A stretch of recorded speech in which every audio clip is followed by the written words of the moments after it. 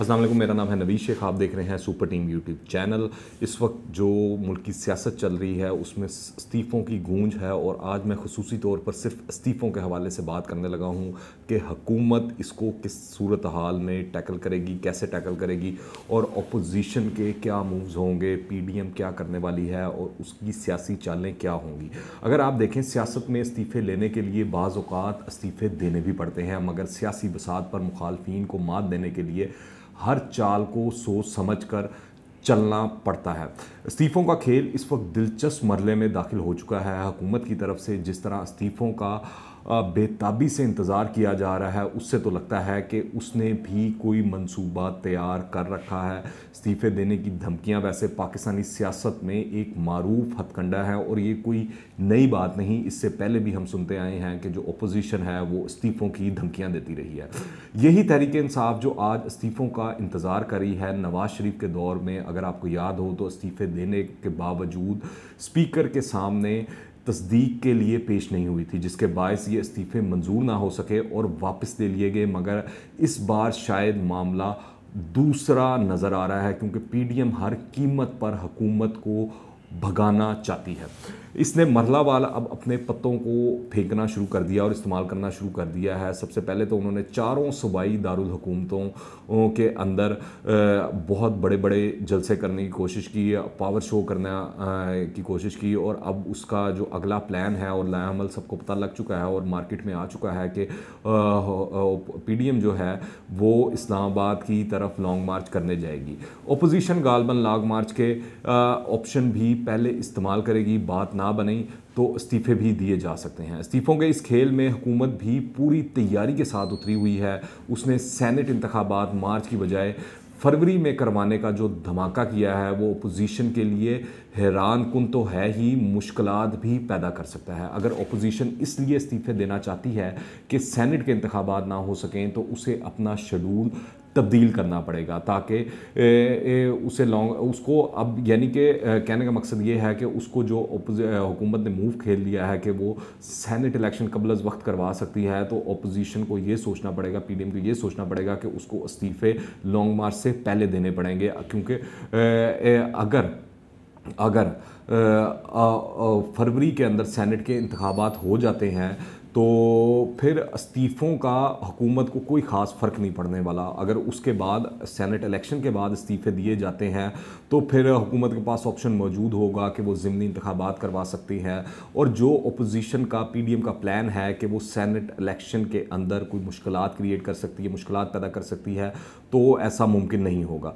दूसरी जानिब इस्तीफ़ों के ऑप्शन को सबसे आखिर में रख कर अपोजिशन ने हुकूमती वज़रा और तर्जुमानों को अपना मजाक उड़ाने का भी मौका फराहम कर दिया है।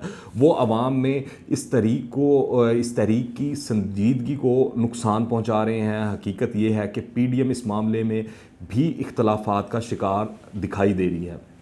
बिलावल भुट्टो की बातों से तो लगता है वो इस्तीफ़ों को एटम बम के तौर पर इस्तेमाल करके कोई अचानक धमाका करना चाहते हैं, जबकि दूसरी जानिब अगर मरीम नवाज़ साहिबा को देखा जाए तो वो चाहती हैं कि इस्तीफ़ों का फौरी तौर पर हक़ को इस्तेमाल किया जाए। जबकि तीसरी जानिब अगर आप देखें सबसे ज़्यादा जो बेताबी है वो मौलाना फजलुर रहमान साहब को नज़र आ रही है, जो ये चाहते हैं कि इस्तीफ़े देकर हुकूमत को चारों शानों चित्त कर दिया जाए। ये भी एक हकीकत है कि मुल्क की तारीख में कभी बड़े पैमाने पर इस्तीफ़े देने की रवायत मौजूद नहीं है और अगर इस दफ़ा ऐसा हो जाता है तो ये पहली मिसाल होगी और पहली रवायत होगी कि इतने बड़े पैमाने पर इस्तीफ़े दिए जाएं।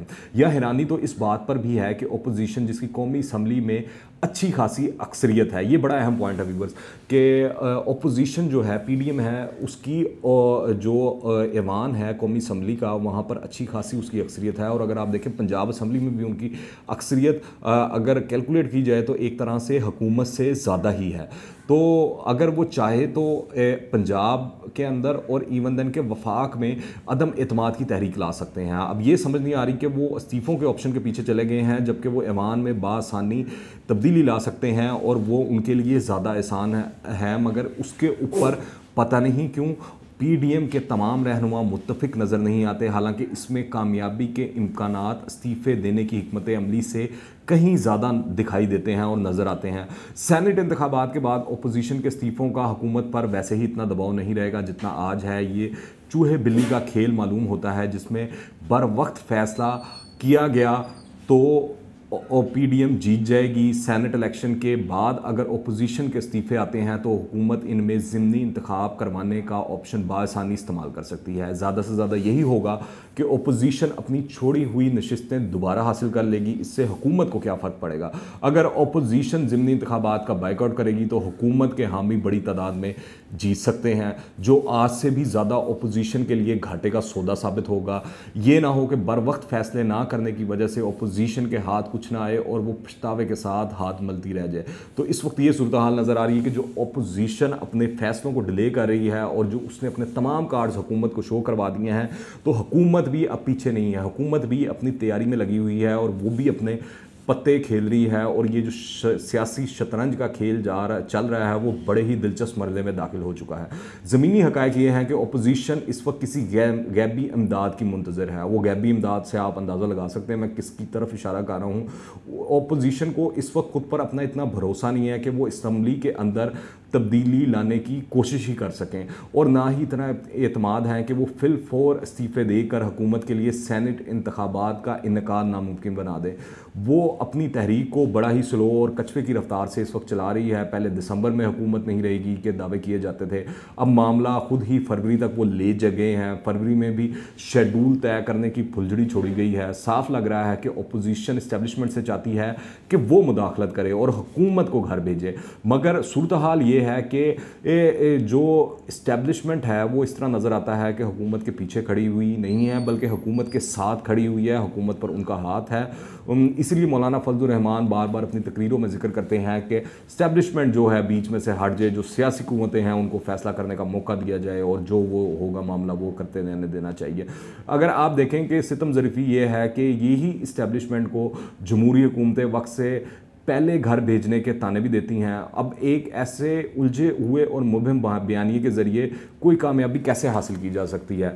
अब इस तमाम सूरत हाल में आप देखें जो इस्टेब्लिशमेंट को वो ताने देते हैं कि वो सियासी मामलात में उंगलियां करते हैं या वो मुदाखलत करते हैं, दखल अंदाजी करते हैं, तो अब मौलाना ख़ुद बार बार उनको बता रहे हैं कि आप बीच में से हट जाएँ या हमारी मदद करें और इस हुकूमत को घर भेजें। तो वो तो खुली दावत दे रहे हैं इस वक्त इस्टेब्लिशमेंट को जमहूरी प्रोसेस को रोकने के लिए।